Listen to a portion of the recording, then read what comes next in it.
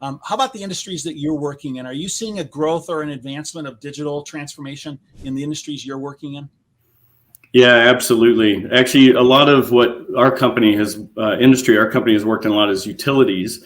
Utilities are interesting because they have had a lot of external pressure their entire existence. They're regulated entities, so they have to disclose how they think and why they make decisions and where they're spending their money and why that's the right thing for the ratepayers and stuff. And so that kind of pressure has really got them pretty advanced in terms of how they think about capital planning and asset management, because they always have to explain it to other people.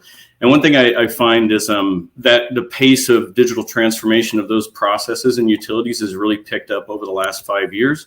And then, Matt said, you guys were talking about ESG earlier, Matt did. And I want to bring that up because, one thing that's kind of interesting is if you look at businesses now and ESG pressures that are happening, particularly in the investor community and changes in boards and stuff with more activist investors, a lot of businesses that aren't regulated, I think, are going to start feeling a little bit regulated due to ESG things because they'll have to be a lot more explicit in explaining what they're doing and how they're going to do it. And I think that's a little bit of a flavor of what utilities have been doing for 100 years. So I think that's an interesting dynamic too.